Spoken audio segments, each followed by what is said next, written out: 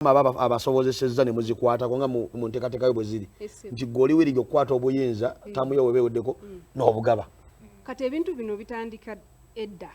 bw'oba ng'olina akazze akatali kalungi kalabika nga mwakatandika ti olwedde tulina ki komiti eyo si yenza agikolamu nzekka ntambudde ne munange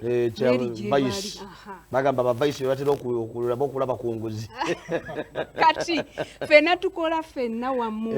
okitegeera ne tuwuliziganya asobodde yagenda ne tuyambagana so bwe tuba nga tubadde tuyambagana mu komiti kyangu nnyo okuyingizako ki omuntu omulala naye woli bw'aba nga yabikola yekka nga n'abalala ku tiimu weebali naye nga nakyemalirira awo akaze we katandikira kale mu ddakiika zaffe ezisembayo njagala vice president waffe naye abeeko obugambo bwatuwa era atusibirire n'entanda nti ekintu kino omaye ebintu bingi ebitandika mu bbugumu ne byoleka ng'enkuba bwe bitonnyamu byezimeera nga bonaagamba omusenyu gutali mu seminti otukakase nti kino ekintu kigumu era ne wekiri ku musingi essomero bwe liri nga lya ddiini era kya ddiini sebo neyanza njagala okukakasa bassebo ne bannyabo abatulaba abaali basomeddeyo ku Najjanako n'abatasomerangayo naye nga bawulidde ekirowoozo kino buli kye tukola tukikola n'obwegendereza n'okwebuuza nga Dr. Wadanyonyi ekintu kya Naikosa Fund tusuubira nti omwaka ogujja 2025 gunaggweerako twewadde target ya bukadde 10 bwa Uganda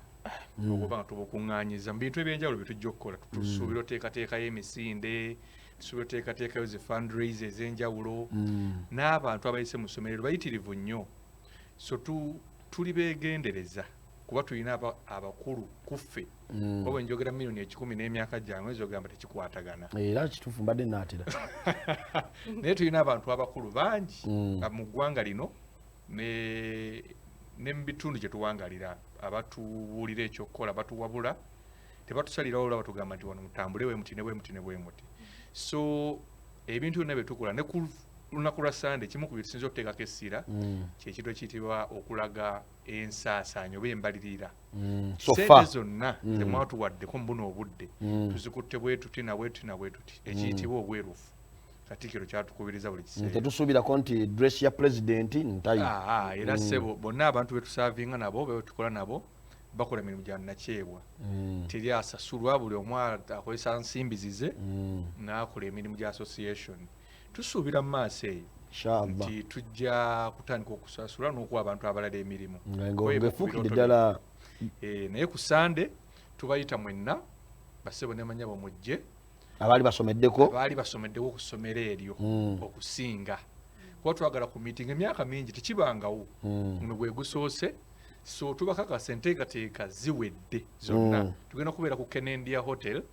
eri Katwe awo okuliraana ekizimbe kya Kaguja Shopping Center saawa 8 zennyini bye tukozeeko bibalaga nti tuli bantu bakozi so tosobola bba mukozi nga tokwata budde so saawa 8 bassebo ne bannyabo zibeere saa 8 sebo tweyanza obugamba obusembayo pulezidenti omanyi twagala nnyo bannayuganda twagala nnyo okutusibirira entanda kuba kati vice president yagenze n'agamba nti mwewa target ya bukadde 10 naye ndabira ddala nga ne batuterawo ekisawo puroguramu ze tuba nazo ndala nnyo kati tusibirire entanda ekirungi kiri nti ekitongole kino this association is officially registered with the government of Uganda and tulina amateeka agatufuga ekikulu okusinga byonna nti buli yasomedde yenna ku Najjanako Young Christian School atwegateko ku Kenendia kweno Sande twezimbe twongere okunnyikiza mu venue Kenendia eri Katwe saawa ziri 8 muje mwenna n'emikwano nga bwe nkugambye nti pulaani weeziri okitegedde investment dameka olya kunywa kusidisa bigere kitegedde kati awo tuyingidde organization ya Obian Ogies najja nankumbi negwe ssebo oli wano bogamba abanaye bampise batuyise tugenda kwekulaakulanya okisegeera abasomera bajja bakatusooke tuveeko mu bulango ate tukomewo